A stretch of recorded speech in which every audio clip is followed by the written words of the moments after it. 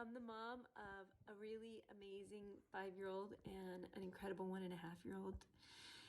My 5-year-old, since he was born, has had problems with food.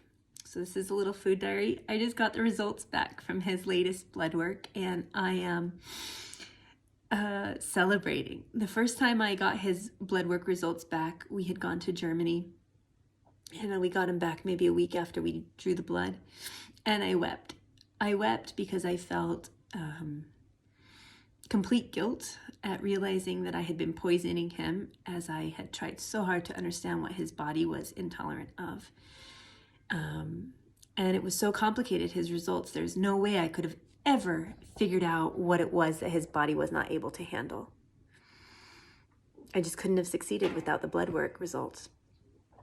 And it was overwhelming to change our entire kitchen, our way of cooking and eating. But it was also amazing to have a roadmap for how to go about that. We did his blood work again a year and a half later, when his body was once again covered in complete rashes, many different kinds of rashes all over, scratching all night long, blood on his sheets. It was got really bad. We went to the States to do the blood work that time, and it was really overwhelming because the results were so different than what they had been the first time. He just flipped. That was 9 months ago. We are at a point where it's gotten really bad again, and we needed to do blood work again to know what's going on. And I just got the results back right now. And I just called the school and asked them if they could take him to the principal's office and video with me, because he, it's hard. He's 5 years old. It's hard for him to sit there and let them draw that blood. He's just a kid. But his one hope was that he could eat apples and bananas again.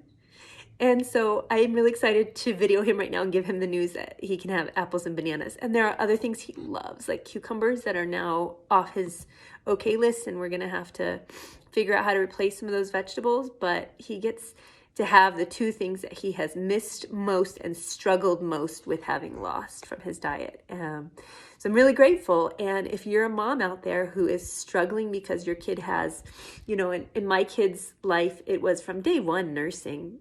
Through my milk, he was struggling with dairy.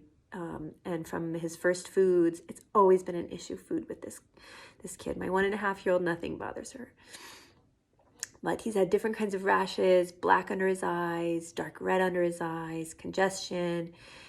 His rashes have gotten so bad, they've been inside of his ears. And it's really terrible to see your kid suffering like that. It's been really tough. And you always have to put on a good face for him, and encourage him. And we all basically go on whatever diet Kime needs to go on. If there's no garlic, we just don't have garlic in the house, okay? Gliadin-free, no bread in the house, no oats in the house. We just keep changing. The whole family changes with him to try to support him.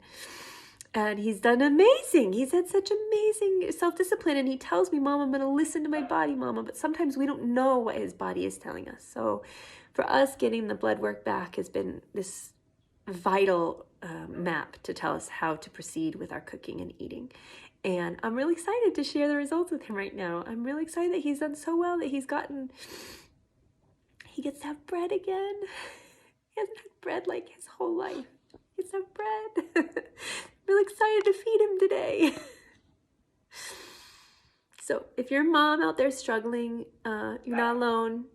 Keep up the smiles and, keep finding recipes. I find Ambitious Kitchen is this amazing blog and community, and a lot of her really creative recipes I can modify. And yeah, you're not alone. And, your kid just needs you to smile and keep creating recipes and finding ways forward.